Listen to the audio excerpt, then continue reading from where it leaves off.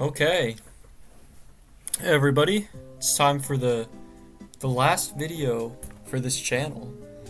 I'm just gonna do a tier list for all the games I played this year for the channel, so that you know whether or not they are worth playing. So we're just gonna get started, and I want to just go over some of my overall feelings on them and sort of reminisce.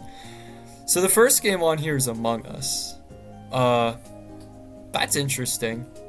Among Us was a game. At its prime, Among Us was the game. One of the best, if not the best, party games of all time. At least in the COVID era, it was the best. But I don't think it's aged very well.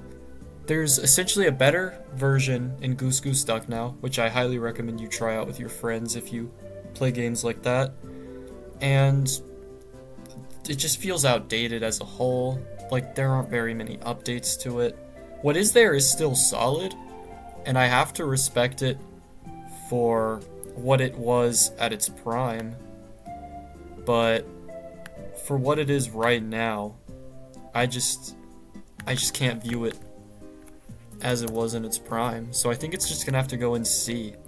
I will show a little respect, but not too much respect. Alright, so there's Among Us. Second game was Panicore. This isn't in order.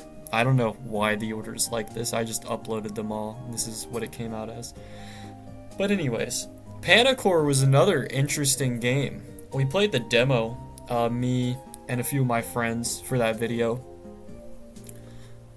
And it was interesting. I crashed for like an hour before I was able to figure it out. And when I did figure it out, it wasn't very intuitive for what we needed to do or where to find everything. It was very difficult. It was pretty buggy. I'm sure maybe the full version of the game is better, but I don't really have too much to say on this, and as far as the demo goes, I'm just gonna have to put this in D, I'm not gonna lie. Not a great experience. However, we can contrast that with another game that I would argue was a better experience in Let's Find Larry. Let's Find Larry was the second game on our list so far that was recommended to me by Tep Does Things. Panicore was the first. And it was interesting. It was just like a quick, short experience. There wasn't anything bad with the game. It was pretty fun. Good twist at the end. The more I'm thinking about this, the more I'm liking it. Honestly, originally I was only going to put this in C with Among Us, but I think I'm going to have to go B. I would actually recommend you to watch the video or try it yourself. I think it was actually pretty fun. And we are on to the next one. I believe that is Five Nights at Freddy's 2. Yeah, that's 2. FNAF 2. This might genuinely be a crazy hot take to some people. FNAF 2 wasn't that good from a playing perspective. There were too many things to take care of. Let me just get this out of the way really quick. My problem with the FNAF games after FNAF 1 is the camera doesn't feel like it's being utilized as a mechanic the way it should be. In FNAF 1, I feel like it's pretty valuable to be able to look around and check all the cameras, look for where things are. But after FNAF 1, it's just not that valuable. FNAF 3 is okay with it. There's literally no cameras in 4 or Pizzeria Sim or Sister Location. But 2, you have to keep it on the music box. You just have to keep winding. Like, the cool thing with 1 is there's a literal, like, Freddy, spoiler alert, Freddy, you have to keep the camera on, or else, he just gets you. And then Foxy, you have to, keep checking in order to stop him from coming. And again, like I said, FNAF 2 just doesn't feel like it utilizes the camera well. That's an issue with the FNAF series as a whole. My other issue with FNAF 2 is that it felt like there were just too many animatronics, and some of them were just way more of a part of the game than the rest. Like, the number of times I ran into Balloon Boy versus how many times I saw Toy Chica like 3 times in my whole series, and I played it for a while. Like, Toy Bonnie never really came for me, but then, like I said, Foxy and Balloon Boy, you have to deal with the entire time at night, like night 2 and later. Or Balloon Boy might not have been till like night 3. but still. I think that was kind of poorly balanced. I think the animatronic design and the lore and the actual building itself were pretty cool, but I don't think I can realistically go higher than B. Like, it probably sounds like I was gonna put this lower. Like, it was still pretty fun. It's still a FNAF game. It was good, but it just didn't live up to some of the other ones that we're gonna get into later, in my opinion. And the next game, A Technician's Nightmare. This might be a hot take. This was unironically one of the most fun games that I've got to like do for this channel. Like, me and Tep Does Things spent like literally 4 hours on the first episode, and it was suffering, but somehow that suffering was still fun because we were doing it together. And I think in a way that's beautiful. I think that's the most beautiful kind of friendship. The gameplay was a little goofy, but it was actually pretty easy to figure out. I think a lot of the mechanics were fine. I'm including Technician's Nightmare Part 2 with Part 1. Part 2 felt a little empty, but I still think it was actually pretty good. Putting this over, let's find Larry. So I actually think it was pretty good. I think I would put this in B tier, I would say. Like right in the middle of the other two games. Alright, and next we have Pilgrim. Pilgrim was an interesting game. I think I am going to take into account a little more. So I played Pilgrim actually, again, outside of, like, content. Like, with my friends. Like, we played up, like, a couple hours on a save, and we got pretty far. So I'm going to keep that, like, into account a little bit. But what you guys saw in the video was really fun. Like, it felt really unique. There weren't a ton of games like it. Like, sure, it was kind of like Lethal Company, but it also kind of wasn't. It was really, like, kind of unique. And I think the setting was cool, like a medieval setting. It had a lot of, like, it felt like there was lore there that we never really got to know. Which I think was cool. It was pretty mysterious. I think the monster design was cool. It was like a dungeon crawler, too. It was like a couple things mashed into one.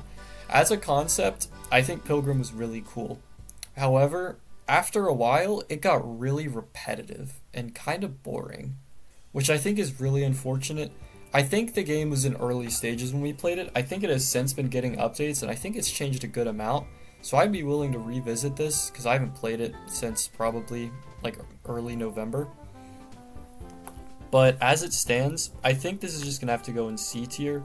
But it was better than the experience I had dealing with all the little kids in Among Us that couldn't really type. That was bad. And here's another game in the FNAF series. A game I liked pretty well. I think that FNAF 4 was significantly better than FNAF 2.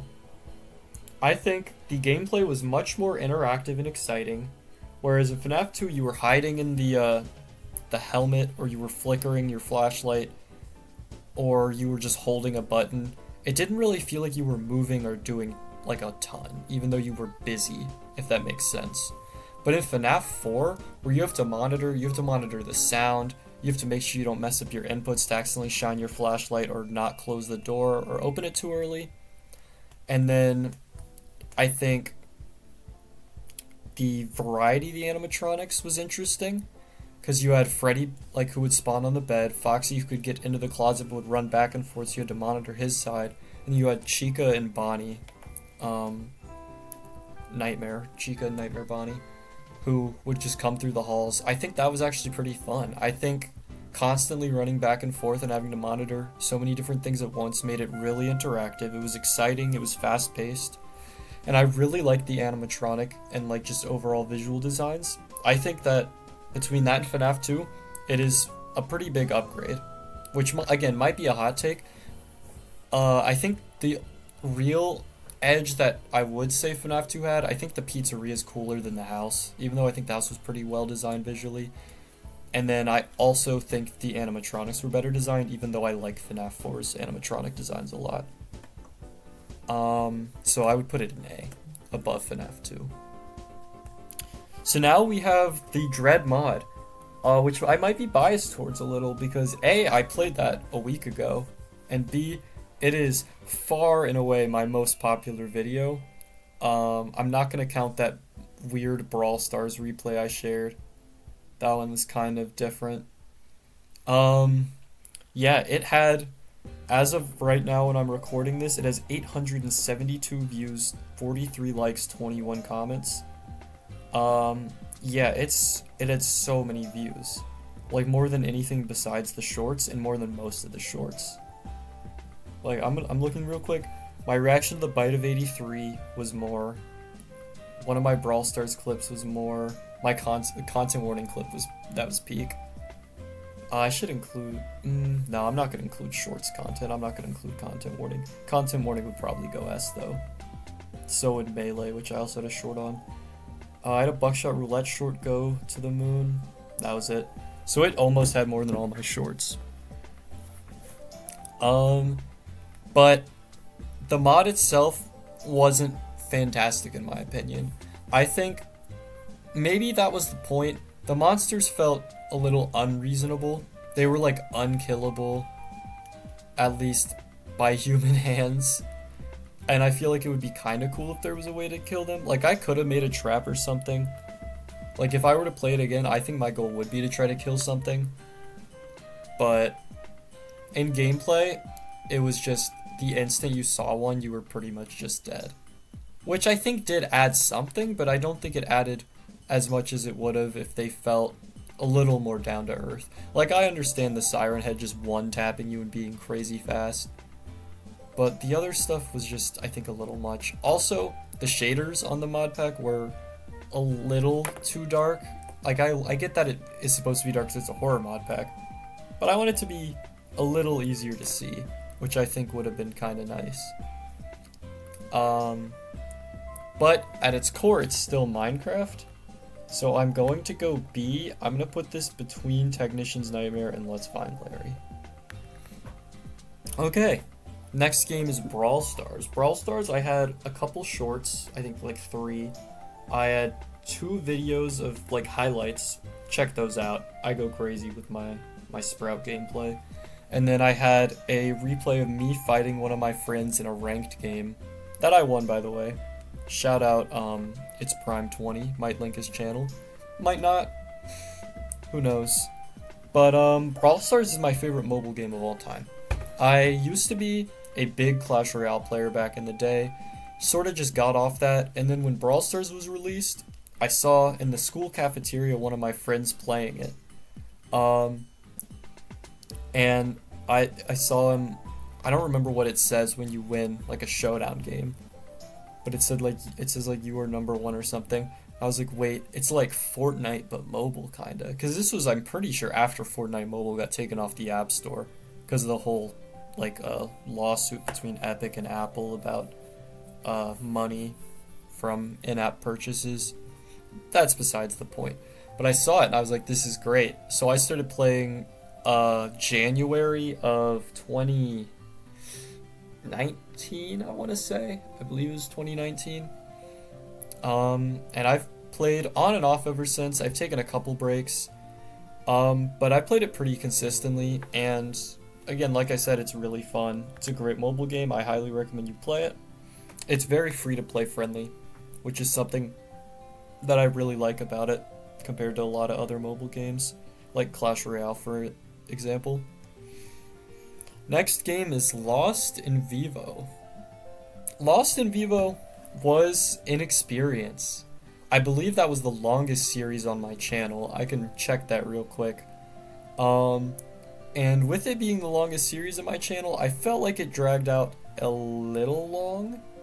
I don't think it was like egregiously long. I think I was also just bad, and that's part of why it took so long. But as for the game itself, I think a lot of the like design of the game, like the graphics and everything, I think that was pretty cool. It was 5 episodes. I have more Pokemon videos. I have 7 Pokemon videos. Oh my god. Hold on. I have 11 random games. I guess Pokemon's not really a series. I would call that the longest series. Yeah, anyways. The monster designs were cool. I think my computer had terrible issues running the game for some reason. I don't know what the big issue was with that. and it felt like really weirdly hard at times and also quite confusing. Like I cut out a lot of time I spent wandering around in the game. It also felt like some of the things didn't connect phenomenally well. Like you kind of just jumped from the plot of like the subway station with the person who killed themselves in front of the train to like you're in a science lab, and then there's uh what was his name? Sotiris, and then he was there. He was made by the guy in the lab, obviously. But that felt a little random. But overall, I think it was solid. I don't think it was like an insane game. I think I would go middle of C on, or top of C on this. I'd go, I think I'd go above Pilgrim. They're pretty close.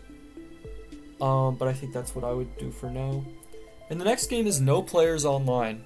That was just like a quick one-off video. There wasn't like a ton there. I mean, I guess I would recommend you play it. It's free, like on Steam. It made for like a pretty interesting, like quick experience. I think there was more to the game that I didn't quite get, or like was able to access. But I mean, overall, I think it was fine. Like it was a decent game. I think I would go probably bottom of C for now on this. Among Us, I had some cool plays, so I would keep that above it. Alright, Something Bad Is on the Moon is our next game here. Something Bad Is on the Moon was another one-off game like No Players Online, but kind of different from No Players Online. I actually think it was more enjoyable. I think it was better made, I would say. Like, not to like drag on No Players Online, like it was solid, but Something Bad Is on the Moon I think had better sound design, it had much better visual design. Like the physics of the game felt good, like just being able to jump and everything like on the moon. And then I think the ending was really cool. I'm not going to spoil that. That's another video that I would really recommend you watch actually. I think it was pretty good. So I'm going to put this in the middle of B tier between Technician's Nightmare and Dread. I think it was actually really fun. All right. And our next game, this is a great one. It's Squirrel Stapler. Squirrel Stapler might be my favorite video I've ever done. God, that video was so fun. Like, the game itself was really goofy, but sort of just taking it at face value and just kind of goofing off with it kind of made it funnier. And it made it really funny when I got to the ending of the game, which I'm not going to spoil. You should definitely go watch Squirrel. If I were to recommend someone to watch one video from my channel, I would probably say either Squirrel Stapler or like probably just Squirrel Stapler, honestly. That or like my first Buckshot Roulette video. I think that was pretty good for like an intro to my channel. Or maybe like one of the Pokemon ones, like the one where I beat Lucas or I cheated. That was good. Anyways, Squirrel Stapler might be my favorite game I played. So obviously it's just an instant S. This was a classic. Squirrel Stapler is great. Alright, next game is Buckshot Roulette. Buckshot Roulette was really fun. That was one of the videos, or one of the games that I was really excited to do when I like started getting into doing the channel. Like, so obviously I started FNAF 1, and I think around like the first or second episode, Buckshot Roulette started doing well.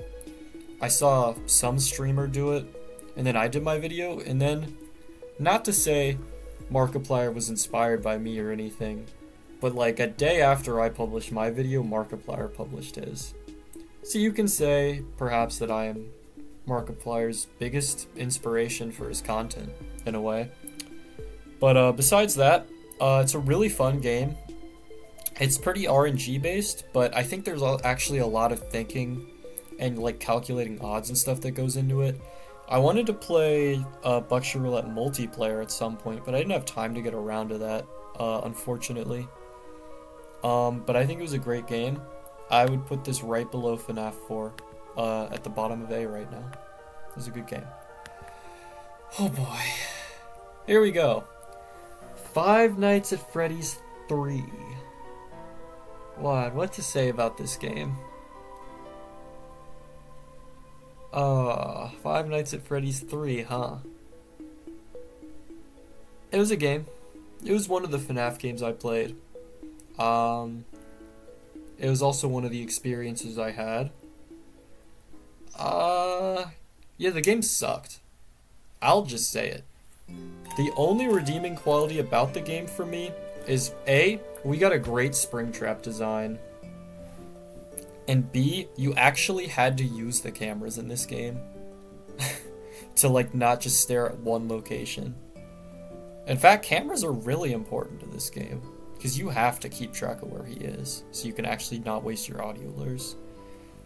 But beyond that, the game was bad. There was one animatronic.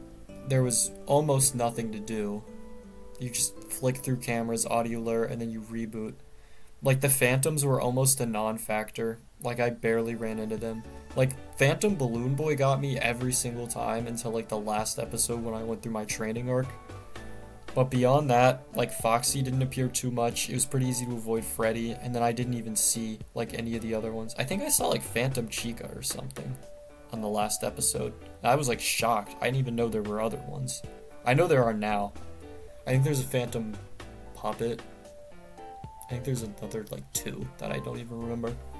But anyways, it was my least favorite FNAF game. I would put it in D. I think it was better than Panicore.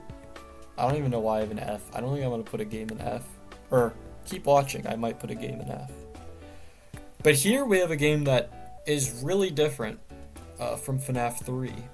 Sister Location was really unique in terms of, like, FNAF games, because it really wasn't set the same. It's more of like a... You honestly don't really have any agency over what happens in the game. It's just sort of you're there and you're watching a story. But I thought the story was actually pretty cool. My favorite thing about this game is probably the animatronic designs. I love the animatronic designs of FNAF Sister Location. I think Scott did a really good job on these. I really think they're unique. They stand out from the rest of the series. I would actually be down to try to go back and do Sister Location Max Mode for a video at some point. Not really interested. I'm interested. I'd do 420, which is FNAF 1's Max Mode. But I'm not really interested in doing 2, 3, and not really 6 and 7 for 4. But yeah, I really enjoyed Sister Location. I think it was better than FNAF 4. Would I put it in S? No, I think I'd put it top of A. There's a, like, decent gap between Sister Location and 4 in my opinion. But I don't think Sister Location's quite the level of Squirrel Stapler. Not quite. But it's good. Sister Location's really good. I would definitely recommend that to, like, someone looking into, like, playing FNAF games after, like, the normal ones, like 1 through 4. If you can even call, like, 4 normal, because that one's also kind of weird. But I liked it. And now we get to one of the last games I played, which is Nobody Lives Under the Lighthouse. This game was weird, for sure. I don't know, like I said, I don't know how I got it in my Steam library. I just found it one day, and I looked up, like, what it was, and it was like, it's a horror game, and I was like, okay. And I didn't look up anything else, and I played it. But, it was an interesting game. Some of the controls were weird at certain parts. I think the plot itself was a little confusing, but it was all, like, overall not bad. I don't really have too much to say about it, honestly, other than that it was interesting. I think I would put this between Pilgrim and Among Us, if I had to put this anywhere. Oh my god. So I'm gonna put it in middle of C. And now we get to the, in my opinion, the crowning jewel of the FNAF series. I don't know if my viewers are young enough to even remember when this game came out. I do. We're getting into a little bit of story time real quick. When this game came out, I was either in 4th grade or it was like the summer between 4th and 5th when I heard about it. But when this game came out, I really wanted to play it. I don't even know how I found out about the game. So I was like, Dad, can I play Five Nights at Freddy's? And he's like, yeah, I'll download it for you. And my dad downloaded it through an illegal website, like he pirated it. And we got a Trojan virus on our computer. And we had to, like, factory reset the entire thing. And I remember sitting in my parents' room watching The Amazing Race with my mom while my dad was, like, on the phone trying to get it fixed. Uh, but all that aside, when I did play it, I was terrified. I couldn't make it past night. I think I got stuck on night 2, and then my dad beat night 2, and then we got stuck on night 3. You have to be on night 2 because you can't lose on night 1. That's essentially impossible. Anyways, it's a great game. It spawned something crazy. One of the most influential video games to my generation of human beings. I mean, it's just great. The graphics are great. The story's great. It was way ahead of its time. Like, that really spawned, like, all these, like, FNAF, like games. Like, Click Team has so many games that have been made by people that have just been so inspired by FNAF, and I think it was just this cultural revolution in horror games. Like, it was this crazy indie sensation when it came out. And I think it still has so much cultural relevance. Like, FNAF games are still big. Like, Game Theory, MatPat made, like, a ton of his, like, best videos on FNAF. Like, people care about the game. When the movie came out last year, people went out, like, crazy to see it. Like, it did great in the box office. And it was a pretty solid movie. And I think that really just shows how influential the game is and how good it was. And, like, it still holds up today. I think you balance all your resources in a way that makes it really interactive and fun. The animatronic designs are obviously classics. Like, the actual pizzeria itself is beautiful. Like, you show anyone that in, like, 80 years, it's gonna bring a tear to their eye. They're just gonna remember everything in their childhood. And I think that that's kind of beautiful in a way. So FNAF, obviously, like I've been hyping it up to, is gonna be an S tier game. This is going top of S. You know what, we'll do it.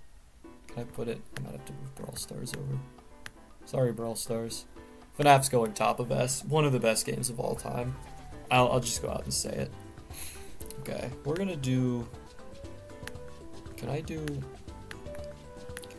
Showdown last? Okay, we're gonna do FNAF Pizzeria Simulator next while I'm talking about FNAF. I think Pizzeria Simulator was actually pretty solid. The tycoon part of the game was really fun. But the night and also the salvage sections were pretty fun. Like, it was pretty creepy. It was some of the highest, like, tension in any of the games. Like, higher than it ever was in Sister Location or 1 or 4. Maybe not 4. But 2 and 3 were way more tense. I hated 3. I'm thinking about 3 and I'm having, like, PTSD flashbacks like crazy. Anyways, sorry. I got lost in thought about FNAF 3. That game still gives me nightmares. Anyways, Pizzeria Sim. Great tycoon phase, great salvage phase. The night segments are a little dull, especially from a viewer perspective. From actually playing, you can hear all the sound cues and you have to focus. It's pretty tense. It was actually pretty solid, but like I said, there's no cameras. It feels like after FNAF 1, there was kind of this weird obsession with vents. Now that I'm thinking about it, because Pizzeria Sim, you get attacked through the vents. Sister Location, you have to crawl through vents to get everywhere in the like game. FNAF 4, there's no vents. FNAF 3, he constantly travels like through vents to try to get you. And you have to like worry so much about them, and you have to like, yeah, it's bad. And then FNAF 2, you have the 2 vents on each side of like the main room where they try to come out and get you. And I think that limits the gameplay a lot because it limited the cameras a lot. In FNAF 2. Anyways, Pizzeria Sim was good overall. It wasn't like fantastic, it wasn't groundbreaking. I'd say it's probably on par with 2. Let me think. Compare that to 2 and Technician's Nightmare. It's worse than 2. The animatronic designs aren't as good. Molten Freddy is cool, but we didn't even get to see that because I accidentally quit out on him. Scrap Trap sucked. It was awful. Scrap Baby was okay. Lefty was weird. Yeah, it's just not, the animatronic designs weren't there. I'm gonna go between Technician's Nightmare and Something Was on the Moon. No, I'm gonna go above Technician's Nightmare. The Tycoon phase was fun. And the last game that we're gonna do is Pokemon Showdown. Pokemon Showdown is what I used for more videos than anything else on this channel. I had 7 Pokemon videos, all super fun. Played a lot of different modes. I had a Gen 9 Inu video. I had a weird Gen 9, I think Natdex video. I had a couple VGC videos. I had a Gen 3 OU video. Overall, the Pokemon Showdown videos were probably my favorite videos to make outside of Squirrel Stapler. Squirrel Stapler was my most fun video in terms of like playing experience. And just personally, I play a lot of Showdown outside of like making videos. I do all the time. I have participated in a few tournaments, which is really fun. But there's not too much to talk about. Like, it's just playing competitive Pokemon. So I just put this up in S between Brawl Stars and FNAF. And I think that completes the tier list. And there it is.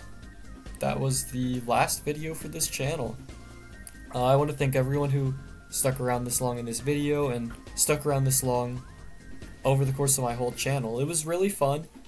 I'll talk about it real quick, but this was my New Year's resolution last year, to just one video a week for a year straight, every Friday. I never missed a video, and I think that overall it was a really fun experience. I would recommend it to anyone who's interested in content creation. Like, don't let anything just stop you from making videos. Just start making videos. Like, just make videos. Like, even if you think no one's gonna watch it, I think it's important to do things that make you happy. And if you think no one's gonna watch it, then no one's gonna watch it. But you have to make them worth watching. You have to make content that you would watch, I think, is the big thing. Like, you find your niche and you find something you enjoy and you start making videos on that. And you never know if you're gonna be good or not until you start. So why not just start? And I think that's probably the biggest advice I could give as someone who was not super successful, but as someone who did it for a pretty long while. And I think that's all. I don't know when I'll be back on this channel. I don't know if I'll ever be back on this channel. But I think I'll miss it a little bit, for sure. And it's definitely something, again, that was worth doing. So I want to thank everybody for watching, and have a wonderful day. Goodbye.